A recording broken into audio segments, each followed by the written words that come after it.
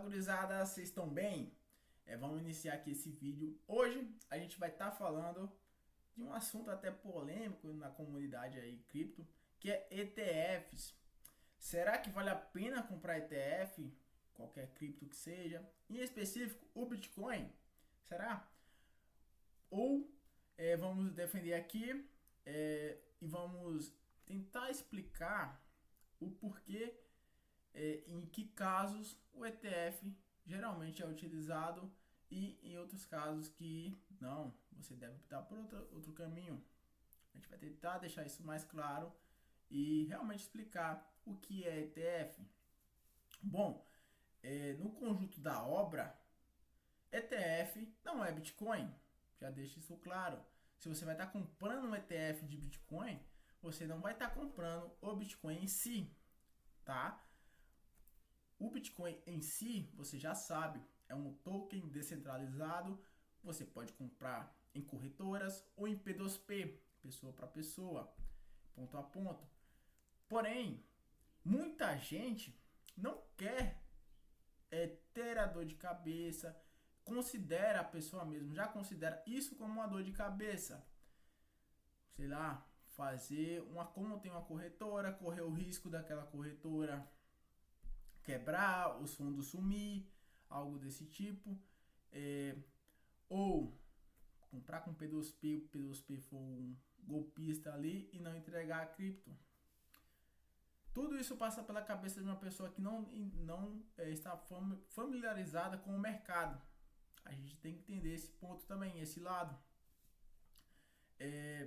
E a pessoa, além de comprar, ela comprou, conseguiu, ela ainda fica com mais receio ainda na hora da segurança. Hot wallet, cold wallet, deixar na corretora, qualquer coisa ela já trava, ela não quer aquilo ali. E isso é da pessoa.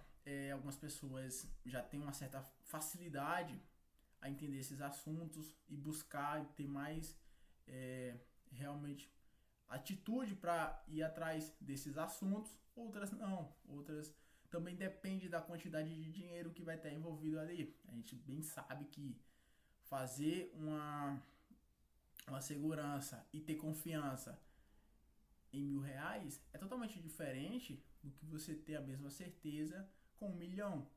Ainda mais para pessoas que estão iniciando no mercado. E tudo isso gera dúvida nas pessoas, tá? A pessoa nunca mexeu com cripto no geral, nunca fez uma carteira, pode até conhecer o significado das 12 palavras e tudo mais, ter uma ideia superficial e você já quer que ela tenha confiança suficiente para depositar 500 mil, 1 milhão e por aí vai, e fazer a segurança daquilo ali. Em alguns casos, o sujeito já entende a ideia e bola para frente. Outros não, outros o receio é normal aquilo ali. E a pessoa ainda quer ter uma exposição ao Bitcoin, a valorização do Bitcoin, não investindo no Bitcoin. E aí que o ETF entra. É aí que a ideia do ETF funciona. O ETF nada mais é que um conjunto de investimentos que visa reproduzir determinados ativos, ou um conjunto de ativos, tá bom? Ações, criptomoedas e por aí vai. No caso do ETF do Bitcoin, o fundo investe em contratos futuros, derivados ou, em alguns casos, diretamente no Bitcoin, com o objetivo de reproduzir o preço da moeda, realmente a valorização que o ativo teve ali. E não vai só o Bitcoin aqui, tá? Qualquer altcoin que tiver em algum momento um ETF, a ideia é a mesma. Porém, um ETF de Bitcoin, você não está comprando o Bitcoin em si. Como eu já falei aqui, quer comprar o Bitcoin em si? Abre uma conta na corretora, faz um P2P ali, estuda, segurança, acabou. Tudo isso. No final, é bem básico, tá? Não tem que ter tanto medo assim. E minha recomendação sempre por mais que você tenha um receio ali inicial, se você fazer aportes pequenos no início para tirar aquela ansiedade, ver que não é esse bicho de sete cabeças. Você colocar o pé na água primeiro, em algum momento você vai conseguir nadar. Por isso que é essencial começar mesmo com pouco.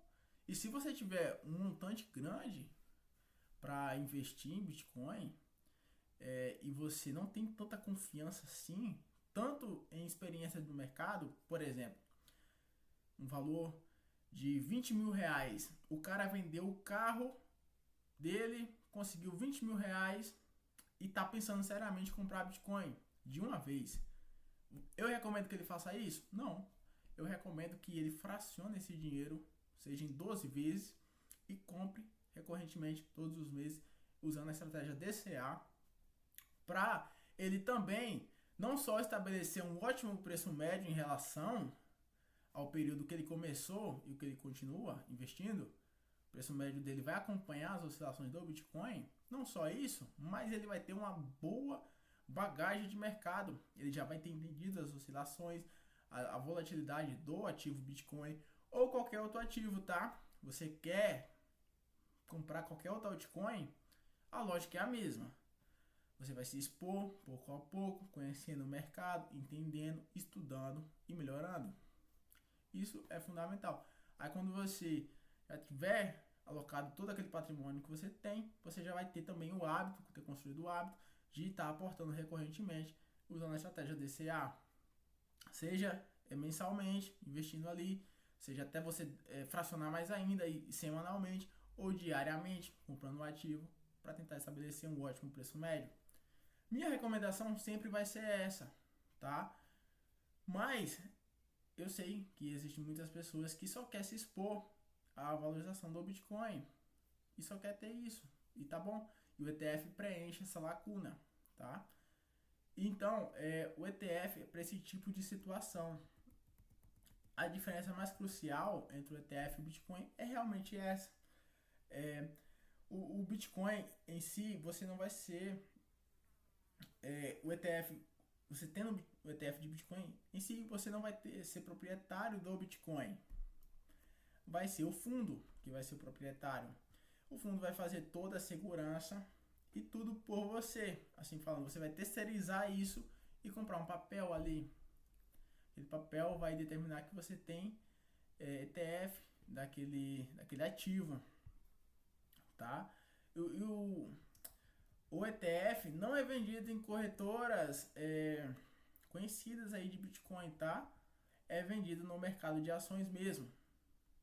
Tá? Um ETF é negociado na bolsa de valores e o seu preço reflete as flutuações do mercado ali do Bitcoin. Ele não vai te dar a posse do ativo em si, tá? Deixa isso bem claro aí na sua cabeça. Eu vou comprar o ETF? Vou. Eu vou ter posse do Bitcoin? Não vou. Tá? Eu tô abrindo mão disso para ter para me expor ao ativo, porém eu vou terceirizar tudo, a segurança vai ficar pro fundo. Já ao investir em ETF de Bitcoin, você não possui Bitcoin, claro, você possui ações de um fundo, deixe isso bem claro na sua cabeça, você está comprando ações, papéis de um fundo que reflete o desempenho do Bitcoin, mas não pode usar nem transferir a criptomoeda para ninguém, nem usar diretamente, nada do tipo. A autocustódia é feita 100% pela entidade, geralmente corretora ou instituição financeira ali, que vai estar vendendo os ETFs. Isso implica que em caso o Bitcoin tenha um grande movimento ali, você não poderá tomar decisões diretas sobre como gerenciar o ativo. Tá? Nada disso vai passar pela sua mão. Você vai só ter o poder no ETF que você comprou ali. Se você quer se desfazer do ETF, por aí vai. Um dos pontos principais de ETF de Bitcoin é que eles centralizam o controle todo, como eu já expliquei aqui, e toda a ideia do ativo descentralizado cai por terra ali. Satoshi talvez estaria se revirando no túmulo, por mais que ele, em algum momento, sabia, e o Satoshi também tinha um puta conhecimento nisso, com certeza ele deve ter previsto que ETF surgiriam de Bitcoin. assim como já tinha de ouro, por aí vai. Tinha de ouro, ouro também é descentralizado. O cara não quer ter ouro em casa, não quer fazer a segurança do ouro, tem risco de ser roubado, algo do tipo. Então vou comprar o ETF aqui. E essa ideia já tinha, já existia, ETF de ouro. E com certeza em algum momento, se o Bitcoin desse certo como a ideia que o Satoshi teve, ETF de Bitcoin também ia surgir. E isso preenche lacunas realmente do mercado, a criação do ETF. Por isso que, mas você tem que ter noção que toda a ideia do Bitcoin cai por terra aqui. Você tá entender o valor de um ativo descentralizado como o Bitcoin e por isso requer tanta procura por ele no mercado. Só que você está abrindo mão disso tudo para ter um papel e terceirizar tudo para outra pessoa.